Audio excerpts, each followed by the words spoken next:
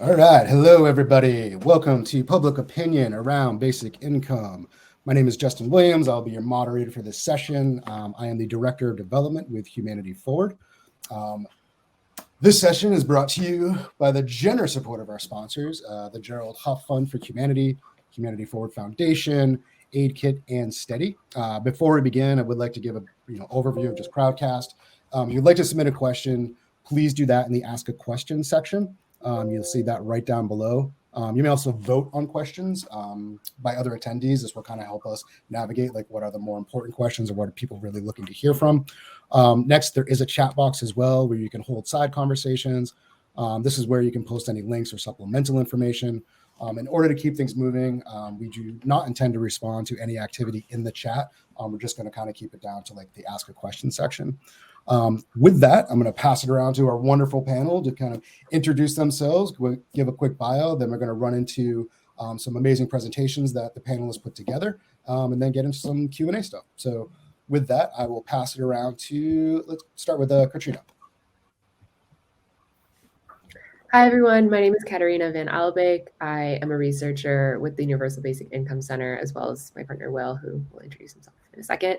I'm very excited to be sharing research on the favorability of UBI across the polls, and very excited to be here with all of you today.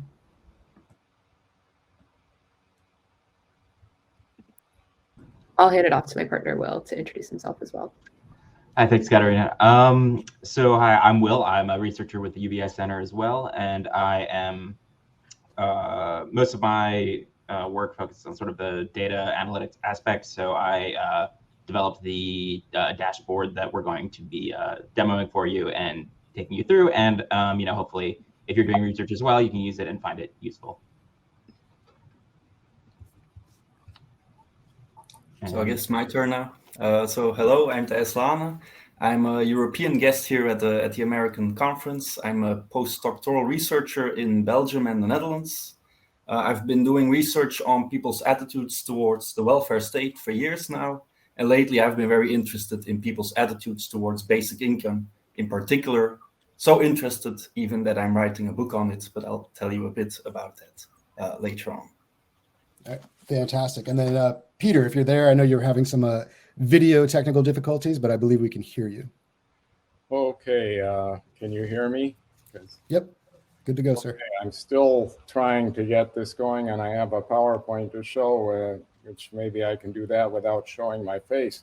In any case, I'm a news editor for the Basic Income Earth Network, PhD from Stanford University, vintage 1970, so I've been around for a while. Been in the World Bank for some 20 years, Brookings Institution, Ford Foundation. I have a background in multiple organizations, large organizations. But anyway, I devote most of my time to basic income movement these days. Great. Well, thank you all. Really excited to talk about this. Really excited that you're all here as panelists. And as we only have 45 minutes total, I think let's jump right into the presentations. So Tijs, if you want to kick us off on the presentation front, and then we'll go from there. Yes, I will try to share my screen here. Oh,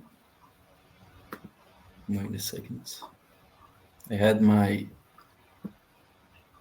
PowerPoint there, but now it's gone. Wait, let me try again. Sure. Sorry for the delay.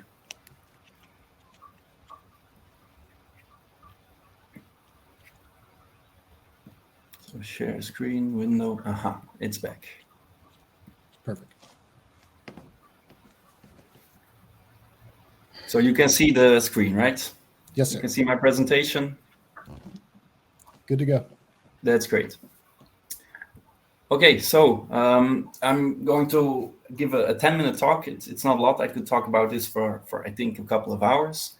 I'm going to be very concise in talking about part of my book, which is about the popularity of basic income as measured with public opinion polls. Now, I focused most of my presentation on the 3 questions that we got beforehand by the moderators. which were what factors influence public support for basic income. The second one was, how does basic income compare to other social programs in terms of its popularity?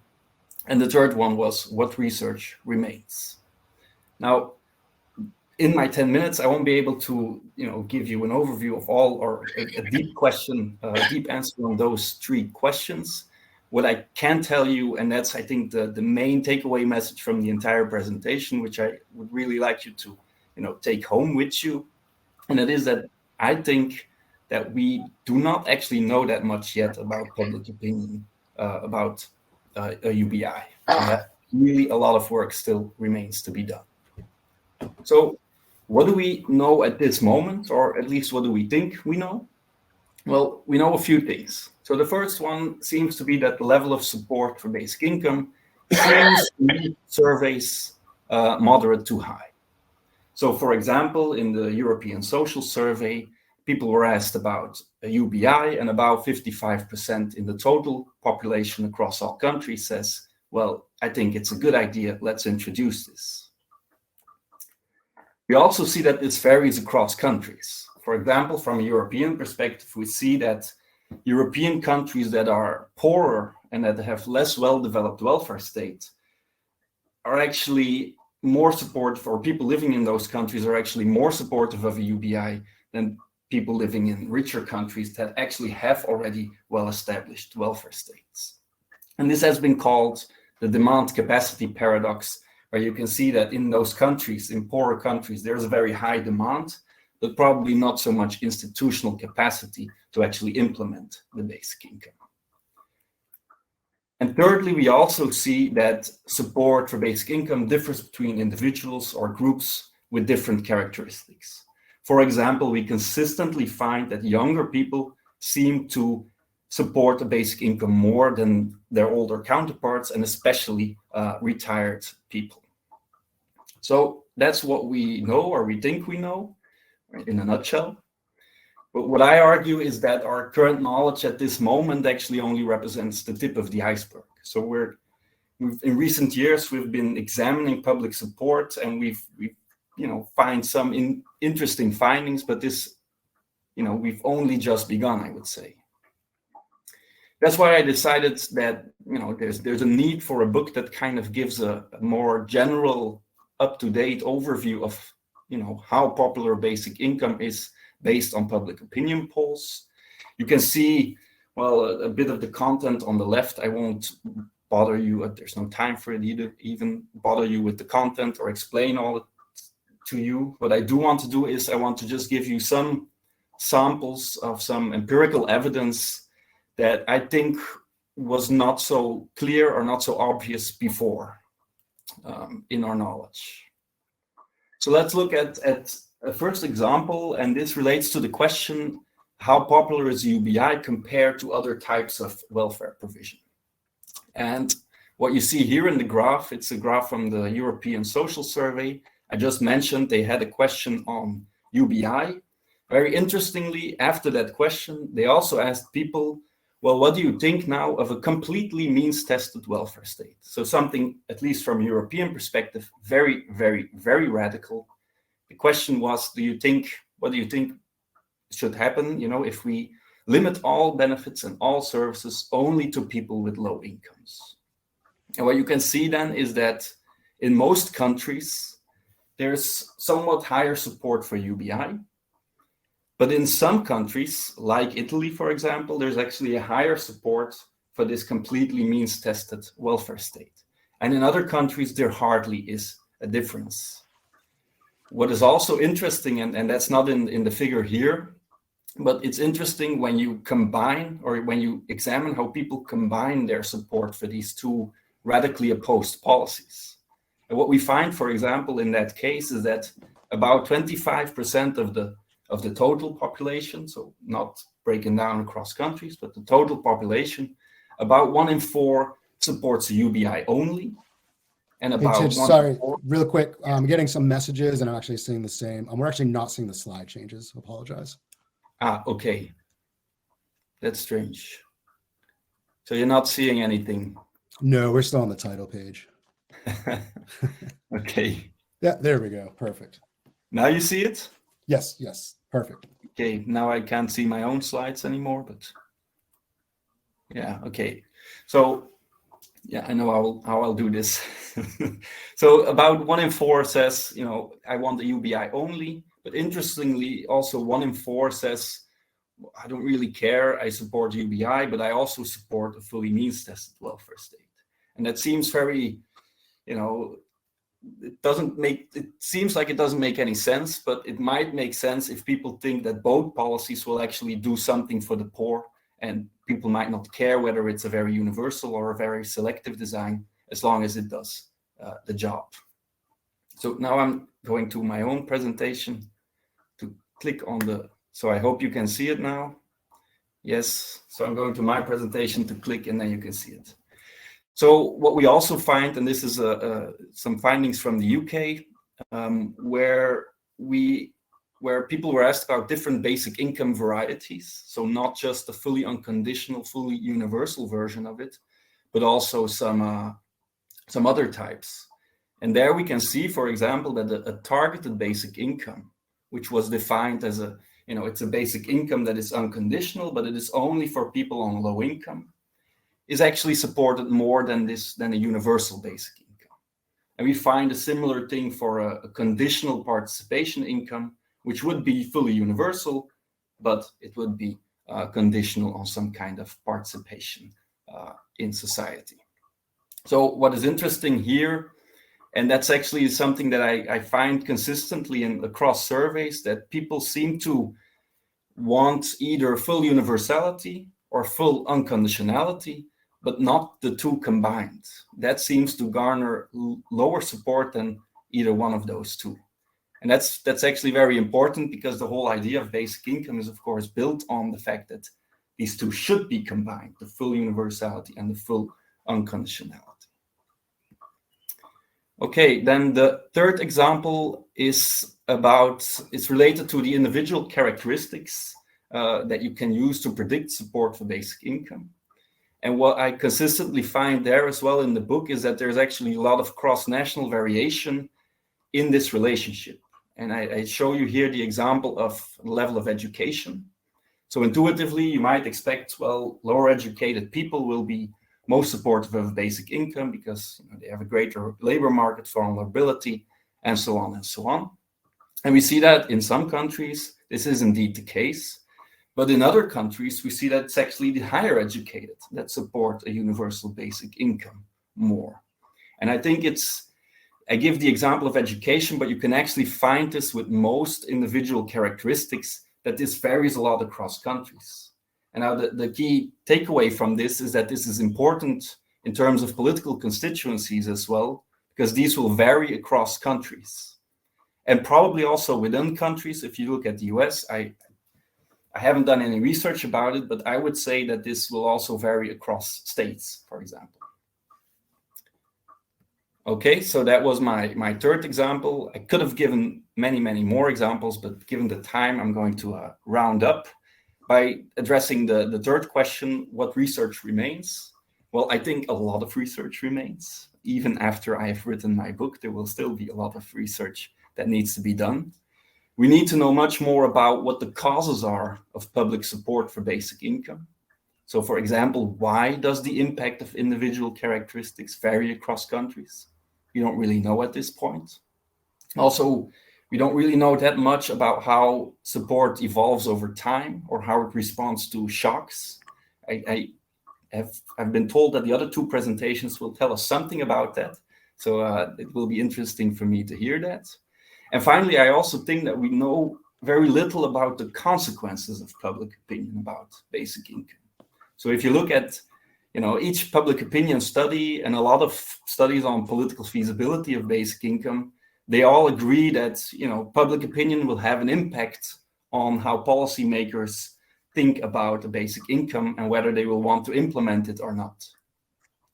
But we actually don't really know that this is the case, because there is no empirical research that can validate this link for the specific case of basic income. There's, of course, a large policy responsiveness, political representation literature, but there are some theoretical ideas in that literature that would say that basic income might not matter that much, or public opinion about basic income might not matter that much for politicians.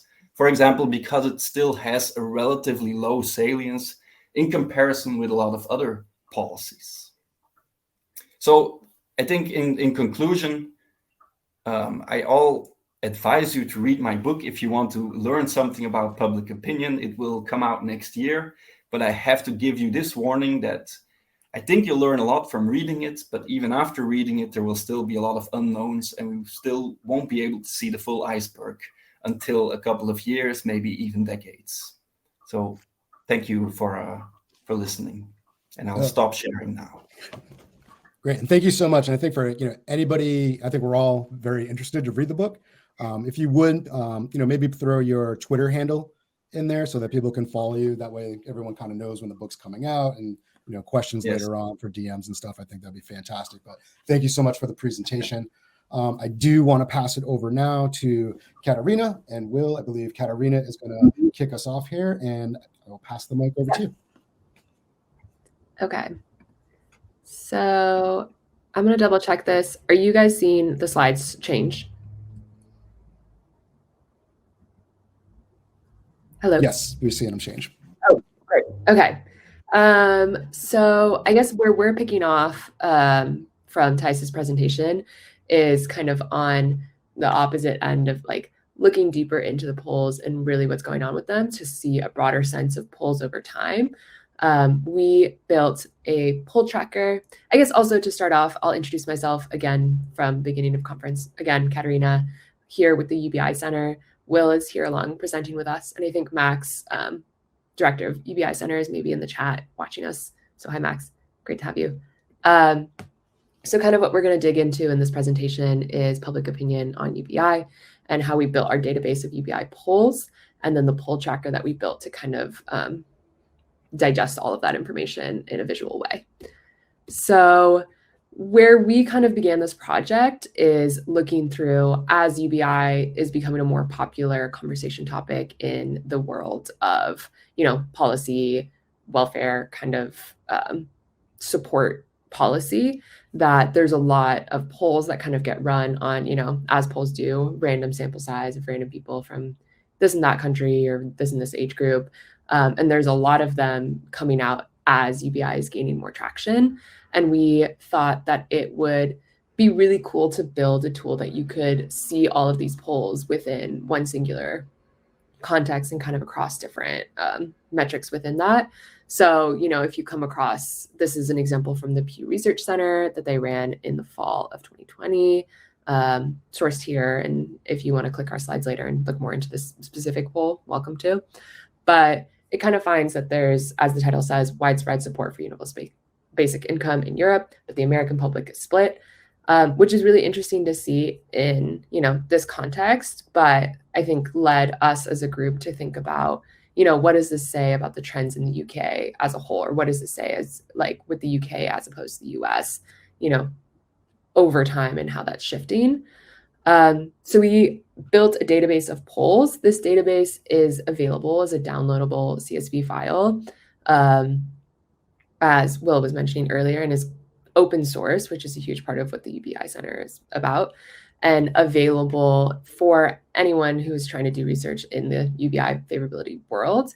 But basically went through and coded for questions, polls, different pollsters that were running these, and then the responses to build this bigger database of just all polls that we could find on universal basic income and opinion on it.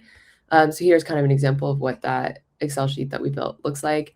I kind of like to think of it as seeing the forest for the trees. So kind of getting to see the bigger picture by having all of these individualized data input. And I think rather than give more background on it, I might switch it over to Will so he can demo the tool that we ultimately built.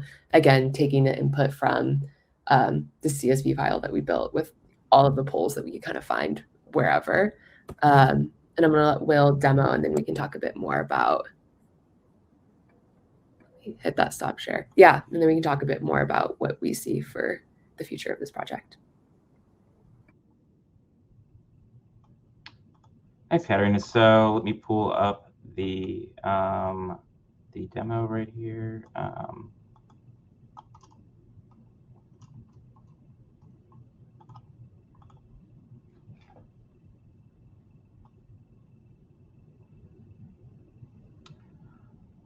Okay, so I should also add that if you find any polls, feel free to let us know. The links are at the bottom for that, and there's also the Google sheet where this data is kept is also open source as well. So basically, if you know how to use a Google sheet, you can contribute to it. So here is the first panel. Here is sort of the big picture overview of all of the polls over time for the periods that are available. You can filter by country. You can, if you aren't interested in, say, Russia, Israel, Ireland, you just want to look at Europe, you can, fade those out either here or there. You can come over here and say you want to look at just a subset. You can do that as well. And if you mouse over the data points, you can find out sort of kind of a one-sentence synopsis of what each poll covers, because one of the things that we found is that they vary a little bit, not just in terms of framing for the questions, although that happens too, but also sort of like here, for example, you can see UBI framed by the COVID-19 pandemic. But sometimes you can also see a specific figure for, $1,000 a month UBI. And there's one poll in here, I forget which one it is off the top of my head, but in Canada, where they test for $10,000 a year, $20,000 a year, $30,000 a year. It would be great to see more of that, in case anybody is running these surveys and who happens to be in the audience. That would be great. And in addition to, those top line favorability numbers, you can look at the different crosstabs that they have available, like gender, male. So this is all the polls that are available that tell us men's sentiment. So as you can see, it's a smaller subset. Not all of them do this, but plenty of them do. And then you switch down here to see female. Now, you don't see them both on the same plot here. If that's something you'd like to add on later, feel free to let us know, and we can work on adding that feature in the bubble chart. But which leads to the next part, which is where if you want to drill down and compare them, you can click on this, and it'll populate below the actual details of the question, which includes the full text, and then a bar chart here where you can either toggle between the questions, or you can toggle between the other crosstabs in that poll. So here it is by gender,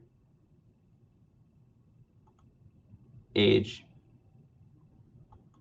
and education as well. And you can do this for any of the polls here. They'll all work the same way. And if you, again, want to click on the source link, you can find it down here below. This, they'll be down here for each one of these. If you want to dig in, or if you think we've made some sort of transcription error, feel free to let us know. You can either submit a GitHub issue, and if that's intimidating to you, feel free to just shoot us a DM or anything. That's all good too, and then we'll add the GitHub issue for you.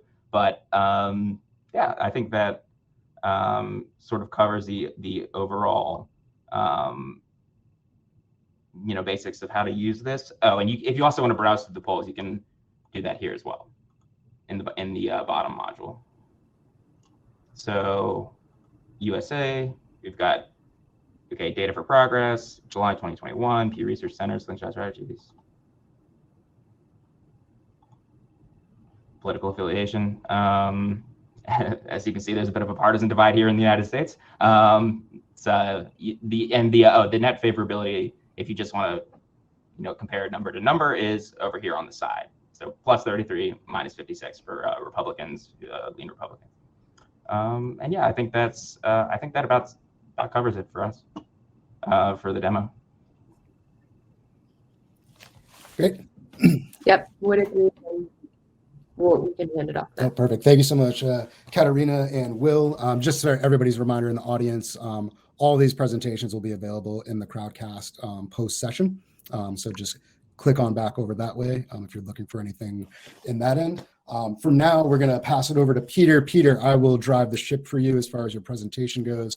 So I'm going to go share my screen right now, and then you just let me know when I need to go to new pages as you present. So 602 speed also screen. It is not letting me share.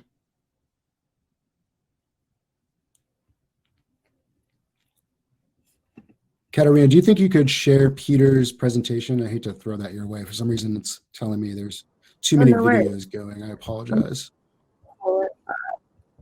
I think it was because I was still sharing, so you should be. Oh, let me give it a whirl now. Maybe that was it. Oh, perfect. Thank you, sir. Thank you, Katarina. All right. Can people see my screen?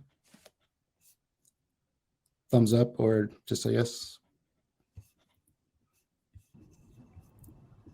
I'm not seeing it. Let's try this again.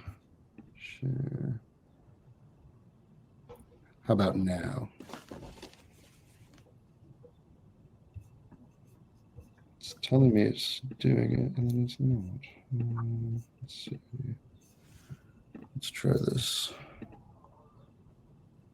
How about now? Good? Awesome. Perfect. Yes. All right, Peter, whenever you are ready, I will drive the ship for you.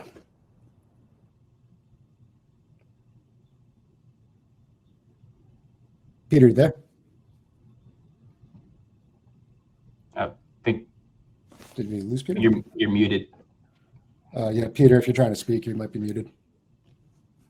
Do I unmute myself in this thing?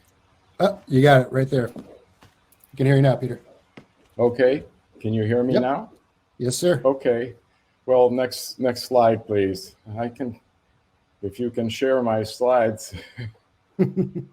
Okay, so I want to thank the UBI Center for the basic data that I used for preparing this presentation. And so we'll look at the polls in the US for 3 different years, and then try to consider what might be behind this very substantial increase in support for UBI. Next slide.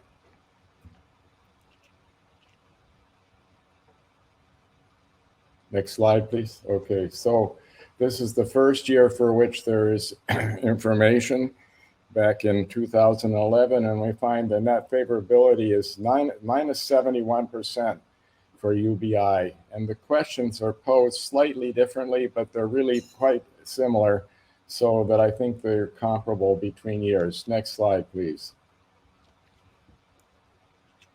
So then in 2019, before the pandemic and before Yang's campaign was really underway, we find +3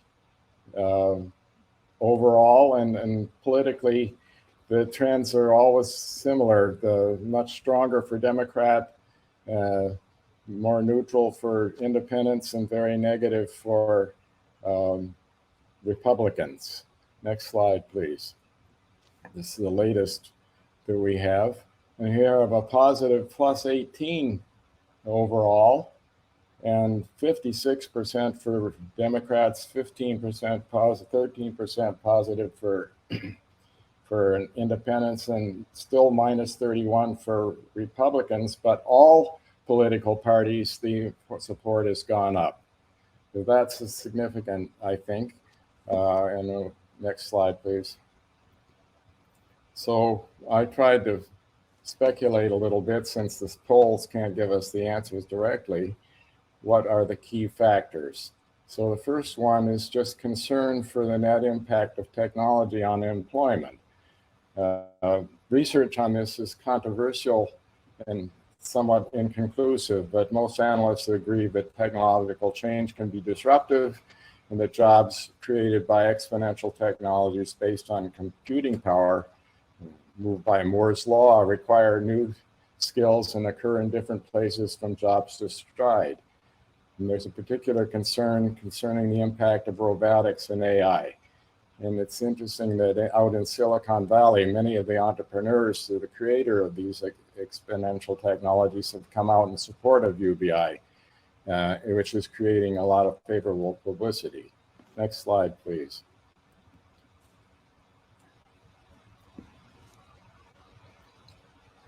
So a second key factor is Andrew Yang's campaigns and the creation of the Forward Party. Yang proposed a $1,000 a month freedom dividend and brought UBI into the US political discourse for the first time since the 70s, when there were some important trials that are well recorded in the literature.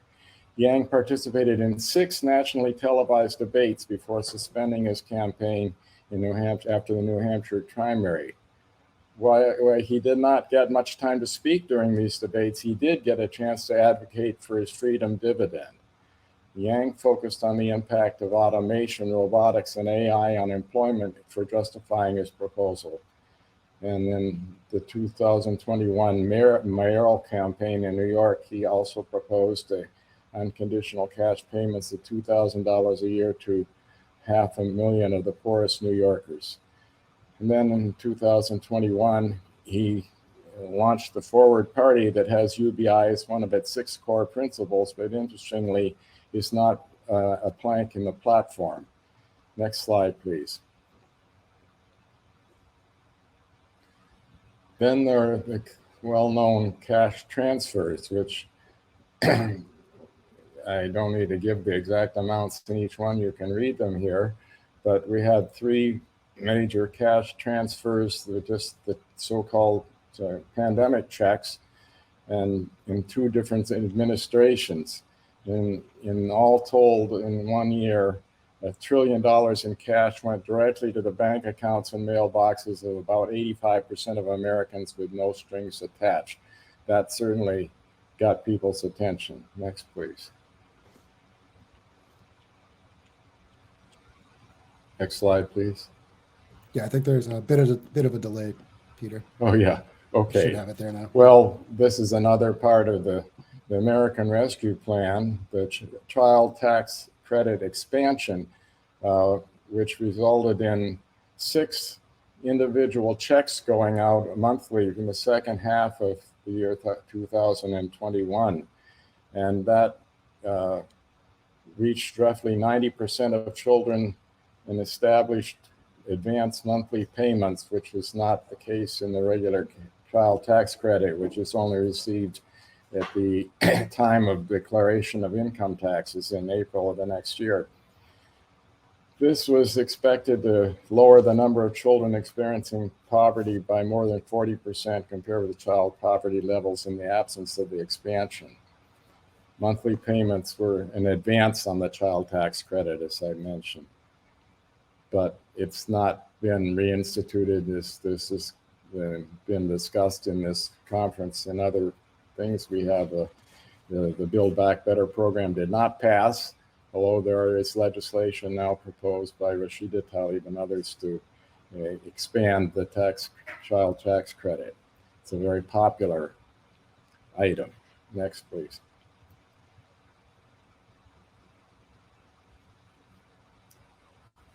Well, the pandemic itself, there are studies in the US and UK, and their references are in my paper that you have a link to in the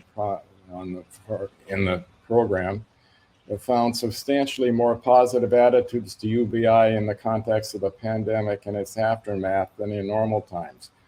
It brought greater and greater fractions of the population into precariat through no fault of their own, favoring a universal solution. And another study argued the pandemic has accelerated automation. Robots don't get sick and minimize human interactions. Yet another study concluded that the normalization of financial hardship has increased empathy for financial need. So this is another factor that could be behind the increased support for UBI. Next, please.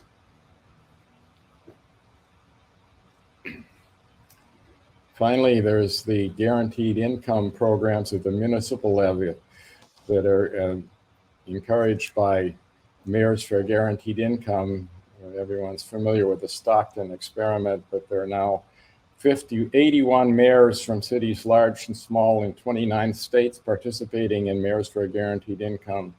And of these, 25 have pilot programs underway and many more are expected to launch later in 2022. So there's also the University of Pennsylvania Social Policy Practice established the Guaranteed Income Research Center, which is helping with the evaluation and dissemination of the results of these programs. And then finally, Income Movement has launched a pilot community engagement program to support municipal pilots in building deeply engaged community members who will push their objectives to push their elected representatives to support federal basic income legislation. Next slide, please.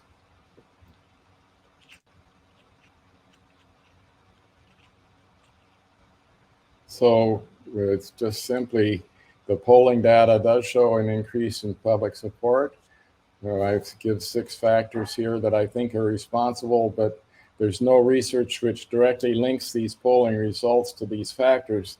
That would depend on future polls that could be testing these hypotheses, and I certainly hope that some such polls will be conducted. Thank you very much. Great. Thank you so much, Peter, and all our panelists for your presentations. I do apologize. I'm trying to get out of the sharing here. I think I'm back. Fantastic. I see faces again. Excuse me. So we got about 10 minutes left. I think we have 3 questions from the audience. I do want to make sure we get to those 3. So we can pop in there if there's any time left. I do have a couple questions on my side that I would love to give out to the panel, time permitting. But I think let's jump into some audience ones. The first one's going to be for Tijs. One slide you used the terminology participatory income. The slide about funding tax or budget cuts. What does that mean? And that question is from Alan Zundel. Thanks. So it's actually participation income, and this is a well-known idea of Anthony Atkinson. So he first proposed this, and this is actually basically a fully universal basic income that would only be paid to people who make a societally appreciated contribution to society. So concretely, this would mean that you need to either work, or you need to do volunteering, or you need to provide care work. So not fully universal indeed. If you don't meet the condition, then it's not fully universal anymore. But what we do find, and that's the interesting part, I think, what I seem to find is that this conditional and thus not fully universal participation income tends to be more popular than the fully universal, fully unconditional basic income. And the most interesting part is that there does not seem to be any cleavages about this. So if you look at, and this is from a European perspective at least, even the most left-wing voters will tell you, no, I would rather have a conditional participation income than this fully universal basic income. And that was when I started observing this, it was surprising to me, because I would have thought that they would be the ones going for this full universality, full unconditionality combination. Great. Thank you so much, Tijs. And we're going to stay in your realm really quick. These questions came in during your presentation. How do we boost the capacity side of the paradox that you spoke about? Yeah, I mean, so the demand side of the paradox is what I'm investigating. That's about public opinion and so on. The capacity side is more about the financial and the administrative capacity of a country to actually implement the basic income. And I think that would be, first of all, you need economic development in order to make it financially feasible. And second of all, a large part of that economic development needs to be invested by governments. So it needs to be taxed, and it needs to be made public rather than purely private. But other than that, I cannot really say much more about this, because, as I said, I mainly look at this demand side of the paradox. If I can jump in here, because on this topic, on the more the capacity topic, because Max is in the chat and he can probably tell you about sort of the administrative capacity aspects of it. is that generally the simpler it is, the easier it is for a country with low state capacity to implement a universal basic income, because generally governments can send out checks and make deposits better than they can, say, administer, baby formula or food stamp benefits, where you could see a lot of these really complicated mess of regulations and like minor little micromanaging of people's behavior that doesn't work well. It doesn't fit their needs. And a state with lower capacity, like you might, and I don't want to tar Southern European countries or anything. They're very good at building trains, for example, but who might not be handling, certain aspects of welfare policy well, then they can, UBI actually might be a solution to that versus a problem. Great. Does the group have, we have a question from Peter. Does the group have any thoughts on the popularity of a UBI funded by a wealth tax? I'd throw that out to the group. Yeah. I do have some ideas about it, because it's something that I investigate in the book quite in detail, about people's opinions towards the financing of UBI, because that tends to be an aspect that is not included in a lot of polls, where we just ask, well, do you support it, yes or no? But of course, the financing has huge implications for people's lives. And then related to the question of UBI funded by a wealth tax, yes, that would be very popular. It's something that I see in most survey experiments, in most polls. We see that if you say that it will be financed by taxing the rich, or by increasing the progressivity of taxes, or introducing new taxes on wealth or capital, yes, this is very popular among the public. So that answer is pretty clear. What it then means for the political feasibility of basic income, that's still another matter, because there are important veto players that might still block this, even if public opinion is hugely in favor. But one important side note is that we do find that an inheritance tax, which you might see as kind of a wealth tax, is something that is less popular. So that's people seem to make a distinction between wealth made out of, or a capital gains tax and stuff like that, compared to an inheritance tax as such. Great. So how would the group think about, how does basic income compare to like other social programs as far as favorability, like in that sense?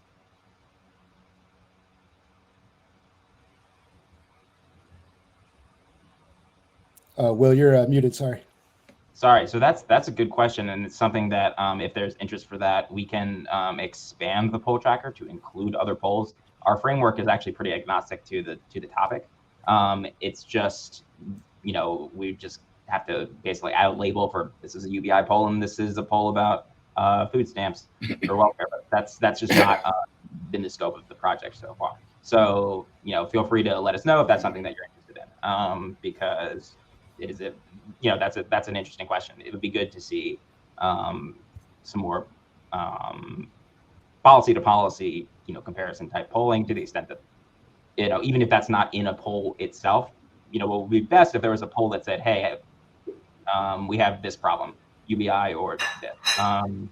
Likewise, some of our poll, there hasn't been a lot of polling recently about, in sort of this more inflationary context that we have right now. So that might, change things as well.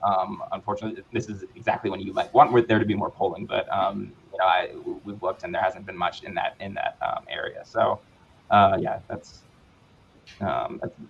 as far as I can answer for that. Yeah, I would echo what Will said. I'm really interested in seeing that. I think that with what we've done with the tool so far, I don't know if I really would be able to speak on that in an evidence-based way, but I'd be exponentially curious to see how it compares to other welfare programs, especially in the US, I think, with its history of pretty targeted media around certain programs. I'm curious how that compares in the long run versus UBI, which I think to some degree is newer and doesn't necessarily have that same historical context, like as opposed to other welfare programs in the US. Oh, fantastic. And I would absolutely love to see that myself. So please let me know when any of that data is available for those polls. So I want to thank everybody that attended. I want to thank our panelists for the wonderful presentations. I do apologize, we don't have more time for questions as we are out of time. I would ask our panelists if they're interested. I know Tijs already did so. If they want to throw in their Twitter handles or social media, anyone's interested in following and just sort of seeing where these projects and people are going. If anyone is interested, please join us this afternoon for our plenary, Politics of Basic Income, the Strategy of Winning National Policy, where the policy strategists will discuss how we move towards comprehensive direct cash policy at a federal level. Then we'll be closing, unfortunately, this year's conference with a plenary of Rethinking Basic Income, Challenges to Universality and Uniformity of Payment, followed by closing remarks. As always, join us in the Kumo space. Everyone will be out there. Check out the conference website for a full schedule. But again, there is virtual applause happening for our panelists. Thank you all so much for joining. For myself, it was a pleasure meeting you, and hope you will see you both and all of you at some things later on this afternoon. All right. Thank you all. Bye. Bye. Thank you, everyone.